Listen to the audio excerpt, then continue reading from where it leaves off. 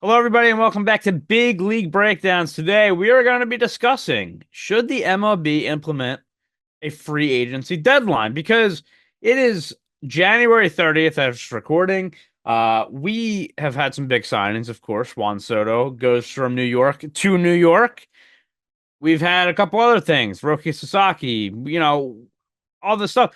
We still got Pete Alonso out there. We still got Alex Bregman. We still got a bunch of free agents, and spring training is just right around the corner. So the boys are here today to discuss that. All of us here, Will, John, myself, and Bobby, our producer. And well, I'll go to you first because this is a question you kind of proposed. So I'll let you kind of explain your thought process on this because man, this has been a really boring off season. Yeah, so this thought process for me started back just after the last lockout for the collective bargaining agreement. The problem go or not problem, but the big The obstacle problem. that people weren't sure was going to happen going into the lockout was that with who knows how long the period was going to go on for, how would that impact the offseason? Would players be forced to settle for lesser contracts? Would less action happen before the deadline? And it turned out that the 2021-2022 offseason to me was one of the most exciting outside of the lockout reasons for for as long as I can remember, honestly. In November and December 1st, there were 40 transactions that took place. And in just the last 5 days, there were 30 transactions, with six of them being trades. And if people were worried that players were going to settle for less money, just jog your memory a bit of what happened that offseason. It was the signings of Javier Baez, Corey Seager, Max Scherzer, Marcus Semien, Gosman, and Verlander. And we know, at least with all of them, they got money if they didn't get years. So there was clearly that if there was any doubt that players were going to have to settle for less and the teams were going to hold back, that was not the issue. So therefore, my thought was, well, why don't we consider implementing a signing deadline in the offseason, kind of like how there's a trade deadline in the regular season. So it can make the offseason a bit more interesting and kind of force teams to play their hand a little early instead of these instances where you have things drawing out into January and even into spring training, as it looks like it might happen for Alonso and Bregman. So the potential or the hypothetical deadline that I was thinking of would involve on New Year's Day, the preceding season, or preceding year, that's the end of the deadline. You have until midnight, uh, December 31st to make your signings, and then the free agent signings are off. You cannot sign a player again until March 1st. So this way, you are forced to kind of make your biddings early on. Teams are maybe forced to put in a little bit more money into a player if they're not sure they can hold out for them anymore. But with the signing period restarting March 1st, this way, if you have injuries in spring trainings, if something comes up and you feel like you need more depth or whatever reason, you can sign players then. So that's the hypothetical situation. Do I think it'll ever happen? No. So have fun with this discussion that probably will not mean anything. But who knows? There's a collective bargaining agreement in a couple of years that's going to be driven by money. Anything is possible. Yeah, just feel like as a fan, and especially for us now as content creators for baseball, it's been horrible, man. It's really sucked. Like we are trying to come up with topics to talk about. We want to cover free agency and outside of Wait, some stuff. we're officially content creators for baseball? I think we've been doing this. We've I been doing this I for thought almost we a were year. just I thought we were just four random guys Well, with technology. don't get me wrong, we are, but we do Every create content content. creator is some random guy, girl, or other person. We just happen to Okay. be more random than most people, but Yeah. it's been tough, man. Like outside of a couple things in December, it's been crazy. And this is coming off of last year when we had a couple, pretty big players going into, of course, Scott Boras clients going into spring training. So like John, from your perspective, like I think from a fan perspective, you'd love to see a deadline. I think from a league perspective and a player's perspective, it obviously gets tricky. But what are your thoughts on the idea? Hmm. This isn't one I've honestly thought about. Well, what I do you haven't. do in your spare time? God damn it! What do I do in my spare time? Not think about, oh, hey, maybe we should put a clock on this so that people, can don't need to get like millions of dollars at any point during the year. Um, you know, it is an interesting concept. I honestly think that's my take on this. Is that it's interesting. It, How original. No, because it would force teams to actually act rather than just bringing things to a complete standstill. And then because every single year, every team is waiting for that number one domino to fall. This year was Soto. A couple years ago it was Harper. A couple years ago it was Machado. Stuff like that. And it's interesting. Forcing people's hand in that sense would be you know, I think it might actually be entertaining in that sense. So Well, let's it be might honest, or not speed honest, but things up here. looking back at some of those deals, like, all right, so Corey Seager in the lockout offseason got his contract is 10 years, 325 million. Semyon's was 7 years, 175 million. Both of them, the question could then be is do they get the same type of deal if they waited until now or no? I think potentially the one that would be interesting is being Javier Baez. Obviously, we have hindsight now in our favor. Um, but still, I mean, there were definite warning signs then about the type of player he could turn into, swinging at everything. His contract was 6 years, 140 million. Do you think that he necessarily would have gotten the same deal if it was a normal offseason and the teams could push back signing him until like January or February and be like, you know what, not worth the risk? Yeah, so I guess my question is, I think on the surface level, you probably a deadline probably gives leverage to owners, which players will never want. That's Well, why they won't agree to it. that's what I'm not sure about, actually. But That's I think that's what No, they I thought think back it's the then other in way around. 2021, and it didn't work.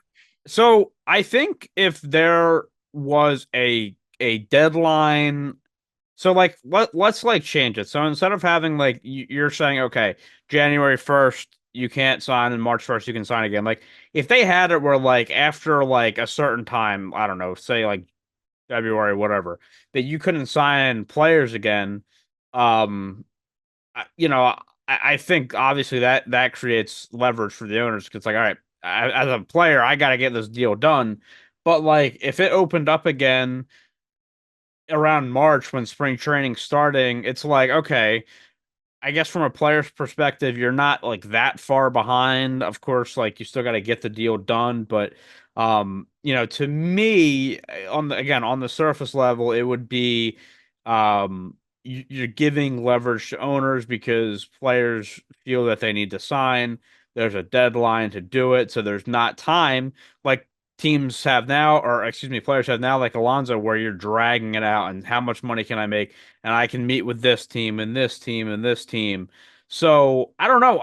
I feel like it would still be the owners getting leverage, but I But mean, as that you was the said, argument back in 2021 yeah. 22 offseason, and that was not the case in general. Now, there are absolutely signings that happened in February. Now, granted, that was maybe a slightly different situation because at that offseason, there was already the knowledge that we didn't know how spring training would be affected and that the lockout could end on said date. And if it interfered with spring training, things might get delayed a month.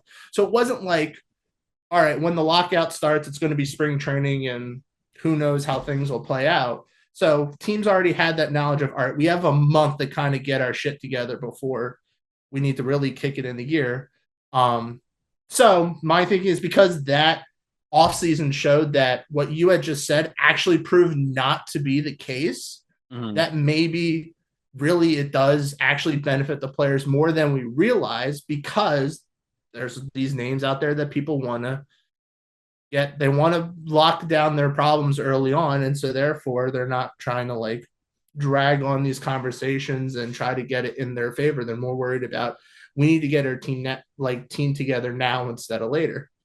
Yeah, I'm thinking like, that was the other thing, right? Because like from a team perspective, it's like okay, they obviously don't give a shit that.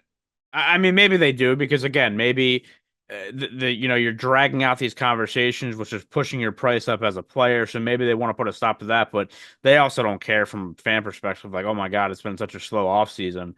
So like, what is the incentive for them? Is it again? Yeah, we can put our teams together. Is it uh, you know, would the hype of so like I'll go to another sport, right? Like hockey. I was always a big hockey fan growing up, and their free agency starts on July 1st. And a lot of the times, now there's not a deadline, but a lot of the times the biggest players are signed before July 4th. Like it's within a 3 or 4 day span. And that makes it exciting. Like you want to watch and watch content of people on air talking about this stuff. But with baseball, it's just so dead in the winter, and it's like would that maybe generate some fandom if there's a little more excitement in the offseason? I don't know. Like I just don't know what the from an owner side like what that benefit would be to them, I guess. Oh, for the owners, probably nothing. But I mean, I don't think it would necessarily hurt them. The only thing it would do is force them to make a decision sooner rather than later. But I right. don't think it necessarily changes anything regardless of who's spending how much money. They're still going to have their deadlines in place themselves, or not their deadlines, but their like cutoffs and Yeah. their caps that they can spend. It's just a matter of instead of drawing it out to see how many players they can get for their buck, they're going to be like, all right, we want this guy. We have the deadline, and we're going to push to get him before the deadline reaches or whatever. And so I think at least that last week or 10 days, now granted, it's being around Christmas, it could be even a little earlier. It can make the winter meetings actually really huge. Yeah. Like the winter meetings are the first full week or so within December. Is that if you have Christmas a couple weeks afterwards, then you have the winter meetings, a bye week, and then basically you got everyone getting together with their families for Christmas. So that could make it really interesting in the off season, and that is something that can make it a little bit more exciting during the time when baseball is dead. And then the new year starts, and you can worry about playoff football. Yeah. Again, and John, go ahead. I actually know you had something to say. You know who I think this really would benefit is those big market teams like the Dodgers and the Yankees that can be like, oh, we want this guy. Okay, back the truck up, back it up. We don't need to think about this. We'll just bring the money in. Yeah, but what changes from what's already happening though? Like it's already happening. What changes is the fact that you don't have teams that are a smaller market like with their hand in the ring. And when I say a smaller market, I'm not even talking about the Orioles or talking about the Pirates. I'm talking about like the Giants, for example. They can't compete money wise with the Dodgers, so they wouldn't have even tried to go after Soto. I wonder though, would it like my whole thinking about this too is obviously it brings more excitement. But the other reason I think this would be great is that this would force the hand of teams to do something. Like we're Pirates. Yeah, Pirates. Like exactly. Like you have teams, and it'll always come back to the Pirates. I only bring them up all the time because I know them. Like that's my team.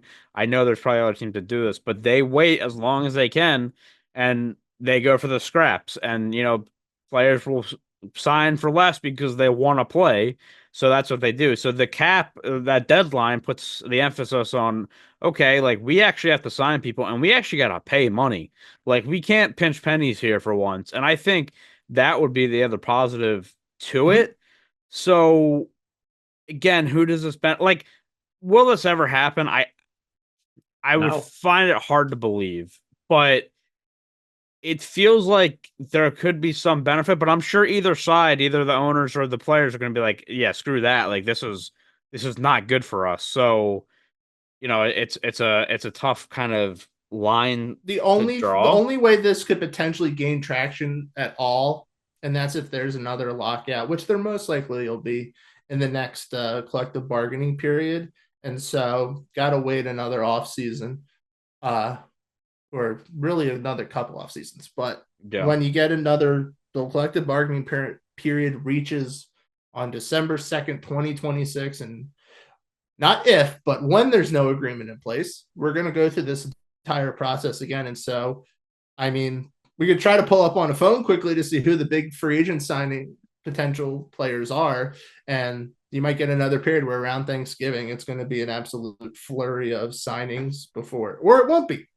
And if it won't be, then yeah, this argument's probably dead in the water. But my gut would tell me it's going to be more like what it was in 2021, 22. And that might then stir conversation if, things became dead again after that collective bargaining agreement in the off seasons as to more drawn out conversations. I mean, especially as these annual average like values are going way up. Yeah. Teams are going to wait longer and longer to make those signings and commit that much money. I mean, the other thing I was thinking in my head is like, what if they kind of broke it into phases, like the off season? So like, and Bobby, you can help me out too because you have knowledge of other sports, and I feel like I should probably know this answer, but Yeah, I feel like a lot of leagues, like the NBA, for example, and I'm not a big NBA fan, but it feels like within hours of that period, signing period opening, you have like max contracts being signed, and I think that's also something of just having a salary cap yeah, that's a huge factor too, because you kind of know what everyone's spending value is, so they're going to try as quickly I as think possible to get Will's there. got it there. I also think that there's not as many. Sorry, Will. There's not as No, many. you're fine. That was it. There's not as excuse me. There's not as many market busters. Like usually, like okay, so Juan Soto set a new market with his contract, right? So like that is now what a player could be worth until Yeah. somebody else breaks that barrier in the NHL, in the NBA, and the NFL has NFL and NBA more so. They every once in a while there will be like one big guy who will get a max extension who it's the biggest contract in NBA history and all this fun stuff, right? For the NHL though, like specifically, it's usually like, okay, this defenseman is worth 8-8. Like 8-8 is a standard. Like this is your long term guy who he could even be a second pair, a second line offensive player and be worth that by default, right? There's only a few guys who have really gone higher than that, and those are your elite guys. Yeah. I mean, like.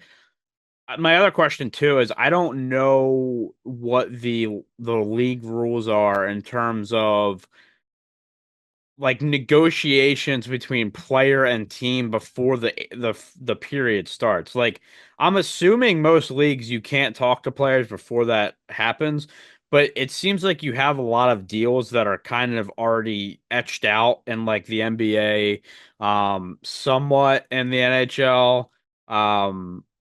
Where it's like, all right, it started, hey, this the biggest free agent just signed for whatever. Like it seems like it's already etched out. With where baseball, it's like I don't know if there needs to be a phase of, hey, all right, players can start talking to teams but they can't sign contracts. Like I don't know. And again, my question would be, who does this benefit more? Does it benefit anybody? Like, but as a fan, this sucks. Like, and it feels like what I mentioned before. It feels like maybe there's the ability to capture some attention from the MLB because you know the MLB season, April to October, the MLB has the spotlight from in all summer, the dog days of summer, I guess, but like a lot of people are not maybe paying as much attention. Then like fall comes and like the other sports start and stuff. Like I feel like you got to create excitement where you can, especially in a sport that's been trying to do that. And so maybe does this do it where it does say, hey, baseball's not dead in December or in January, because it's like, all right, baseball season ends in October, see you in April, and then nobody's talking about baseball between that time. So I Except don't us. know.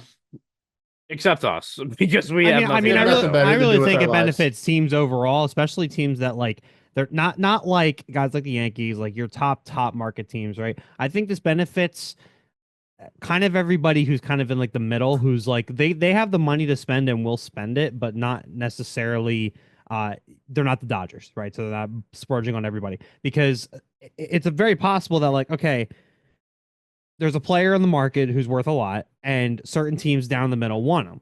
If they spend way too long pursuing that player, but then that player ends up going elsewhere, now they don't have nearly as much time to pick up anybody else to try to fill that potential spot if it comes down to it. I mean, to Yeah. back up Bobby's point quickly is based on the list of names I had said earlier of some big signings that had happened in the 21-22 offseason before the lockout. Also, to quickly throw in one name I forgot to say is Eduardo Rodriguez 5-year contract he had with the Tigers. But the teams that made the big signings that I would say, Baez and Rodriguez, they're the Tigers. Seager and Semien, Rangers, Scherzer, Mets, Gosman, Blue Jays, Verlander, Astros. That kind of backs up Bobby's point of the teams that really kind of benefited and seemed to take charge and spend that money were those mid-market teams that weren't necessarily the Dodgers or the Yankees or Phillies or whoever. So has the dynamic changed then is the question, because there has been, of course, all the It depends rhetoric. on who you ask. Well, it's been all this stuff this offseason, and we're a part of it, right? It's like, man, the Dodgers have unlimited money. They're spending all this. But then off the back of that, there was some conversation of like, nobody else is doing anything. Like, yes, the Dodgers are spending, but nobody is signing anybody. So, like, has that changed where it's like, again, I feel like there's a lot of teams where they wait and they wait and they wait and they try to get guys on reduced prices. And I think that's where this deadline would be nice because players are going to get what they deserve. Of course, the owners are not going to like that, probably why they won't have a deadline. But Yeah, you cheapskates. yeah, but like, you know what I'm saying? Like this offseason, Well, dude, the so Dodgers have spent money. I mean, I bet Alonso and Bregman would have both signed, and most likely with the Mets and the Astros had there been something in place. And if Bregman didn't sign with the Astros, probably Tigers, the way things, at least conversation wise, had been trending. If there was a deadline, because there wasn't, everything kind of drew out long enough that the teams backed off. And so the players are kind of left like, well, crap, what do I do now? Yeah. It kind of I'm shooting from the forces hip you on on both this. sides to be more precise. Well, I Well- just think it cuts the bullshit. How, Like, but yeah. so here's my thought that maybe this also very much could have happened. How many teams do you think got told no quickly on certain players? Oh, I'm sure a lot. Like But like how many teams do you think acquired about some of the Dodger signings in the offseason? Like pretty early on, and they were told like, nah, we know like either we're you're not going to be able to offer us the money that we're being offered by other teams. Like they're obviously not going to tell the teams like who's offering them what, because that's how you play the market. So but... thinking back to the Bryce Harper, Manny Machado offseason. Yes.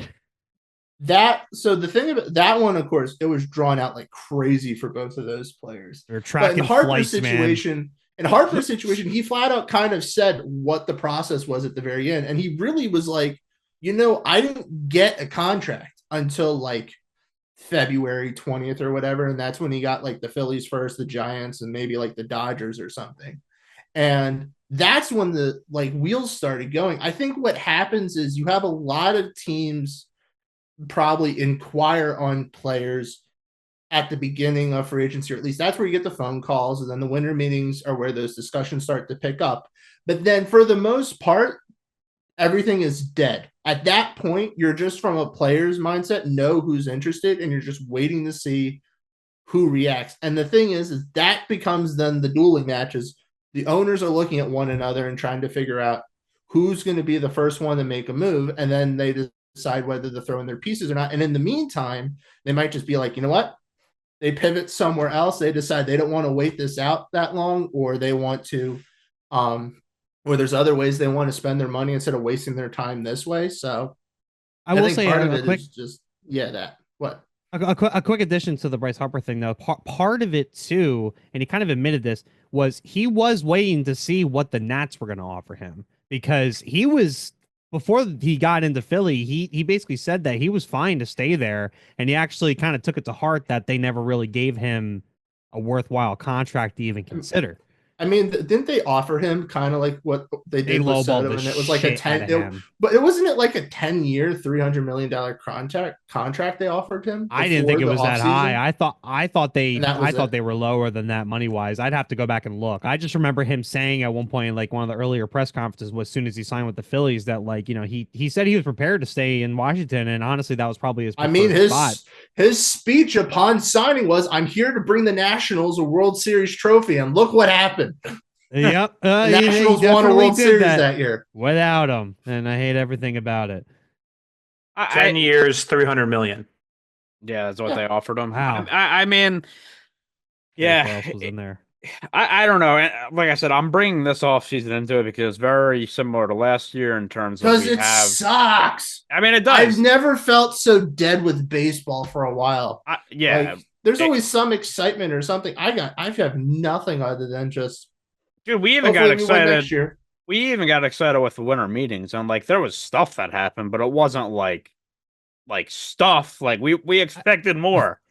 I mean, I don't know if part of it was because Well- we were like just kicking off the show again or whatever, but like we were bright-eyed and bushy-tailed from like last season. Like we were ready to go. Like winter meetings started and we were all over it last season. This season it just kind of feels like, yeah, man, the Dodgers destroyed the market. I mean, what did you expect to happen? Well, I mean, what, 2 years ago we had that winter meetings that had all the shortstops that signed. You had Turner, Bogarts, it was all of a sudden the trend of that offseason was all these people were signing in the winter meetings, and they were signing these like 13, 14 year, like $300 million contracts because they wanted the money, and the teams were counteracting the collective bargaining agreement by stretching out how long they had to pay that without deferrals.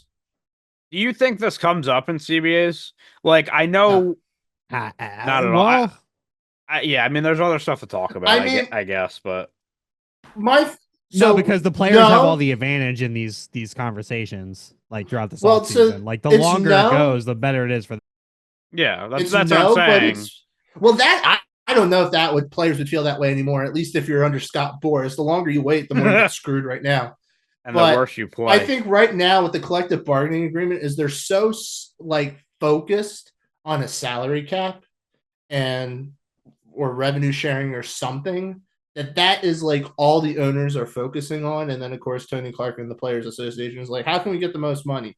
So even if this was a faint idea someone had about there being some type of a deadline to spruce up the offseason, it's not going to be even mentioned until the owners feel like their concerns about a salary cap or whatever have been answered. And I don't think that's going to happen for a while. Any negotiations between the MLB and the LBPA has always been a one issue affair most of the time, with like a couple extra things thrown in there. They're never able to do two major issues at once. That's never been the case. Well, that feels like in recent years. I mean, look, we'll get into this in our. It's basically, what stick do they have up their ass this year that these guys need to figure out how to pull out?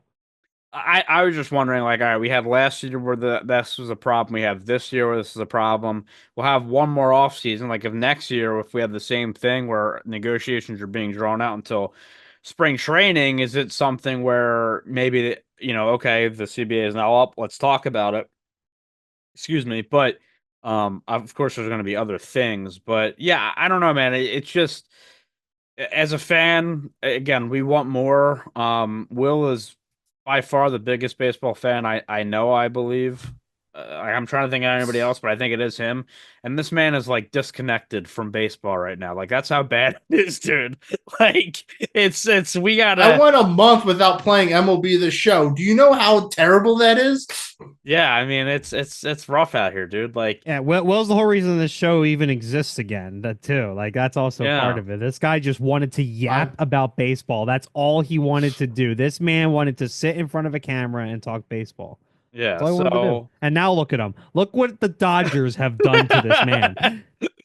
I'll Yeah, go pull out my jersey that kind of looks like a Dodgers jersey. he is from my wearing closet. Dodger blue today. He is wearing Dodger blue. He's wearing, He's yeah. wearing Dodger all blue except his hat. No, this Couple is my teams that are Phillies October blue ready. because I'm sad about last October. Yeah, you were October ready. The Phillies were not October ready. That was They were the not, issue. and that's also why I'm skeptical about this upcoming season. But that's a conversation for a later episode. God, remember how much hope we had when the first game of the playoffs for the Phillies, you and I were together, and then Schwarber Dude, hit everything that nuke. was like perfect from a script standpoint. It was a 1-2-3 top of the first. Schwarber hits a leadoff home run. It was set, and then the Mets were like, "Watch us."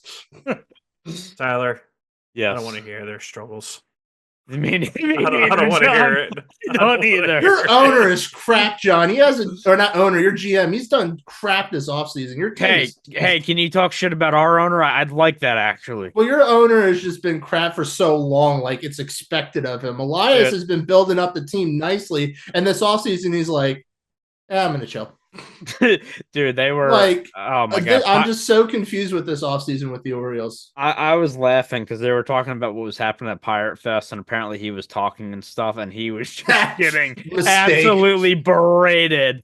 And Why would you open your mouth? I forget who it was, but somebody on the team. I don't know if it was somebody on the team. Someone on the team. I don't know if it was I actually don't know who it was, but they're like, all right, chill out. And the fans were like, no, like, actually, no, we won't chill out. Like, this is we need to bring back that. Where's that? This is from a few years ago. Did you guys ever see that video of that radio show in Chicago that had that White Sox caller call in and for like 10 minutes just completely lay into the owners? Yes. It is an all-timer. So probably have, but I can't remember. And it's so funny. It's so freaking funny. So if you ever want to just like, sharing some rage with just an angry baseball fan, that's the clip to look up because he was 100% right in that call. The guy knew his stuff. He wasn't just completely lambasting, and it was an incredible rant. I highly recommend looking that up. All right, here's what we're gonna do. We're gonna have Tyler call in to a radio station to the radio stations in Pittsburgh.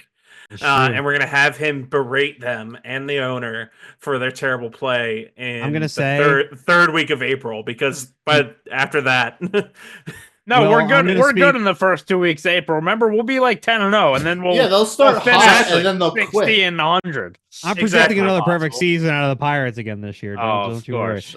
Of course. Well, I'm going to speak for you here. You and I are not calling into the Fanatic. I think I'd rather jump off the wall, but that's just me. Demonetized. All right. Yeah. Well, I don't know what you want me to tell you. Yeah. Moral of the story here. 1057. I will not be calling in. Don't worry. Moral of the story here is we need more action. Players need to sign. Owners need to spend money. Let's spend money. We love doing that in sports. Let's just do it some more. Well, not everyone. Not everybody. Not everyone. Go call your GM or owner or whatever and tell them to pick up Alonso or Bregman. Y'all need him. I wish it was like, you know how like senators phone your congressman, just phone your GM. Yeah, call your baseball GM. I wish there was like a requirement. That's what they got to put in the CBA for next year. They have to have an open line. Town hall meeting for the team. Yeah. You got to answer State of the Union address. Right. There we go. Hey, so we did no moves in the offseason. We think the direction Rubenstein, this is your first offseason. What are you doing? Yep. Yeah, so that is that. Can we go back to shit talking the Pirates owner? No, we'll do that, dude. We do that. Tyler's already done that for all three of us. Wait, I have a perfect segue. You ready for this? We'll do that when we get to the Pirates team preview. When we do our little series coming up, I'm gonna say, what did you say the title should be? 30 around the league in 30 around days. the league around in 30 the league days. in 30 days is what we're going with, as we will be doing a team preview every single day from February 24th up until the day 2 days before the season ends, and then the day before the season starts rather. Spring training ends. and then the day before opening day we will have our predictions. So, John, to answer your question, we will have a good chunk of time, a video dedicated just to yelling at the Pirates owner. So we'll save it for then. But guys, be on Will the and I lookout. will have that week off. Got it. Yes. We're gonna So- chime in, and then it's just gonna be full screen of Tyler, and we're just gonna walk away. Here's what we're gonna do. We're gonna host. And Yeah. you get to go. I like Tyler, that. you have the floor. We might have to John, delve let's go into get a beer. that. So We're gonna call in. look out for that again. That'll be February 24th should be the first day that comes out. We planned it nicely, so that'll be the first day. So look out for that. That's going to be most of the content heading into to opening day, which is closer than we think. I mean, pitchers and catchers reporting soon, so we will eventually get some excitement in baseball. But that is all for us here at Big League Breakdowns. You can find us on Twitter at BL_breakdowns. Big League Breakdowns everywhere else. Make sure to like the video if you enjoyed it. Subscribe if you really enjoyed it. And we will see you next time. Wear your seatbelt, except for the Chiefs.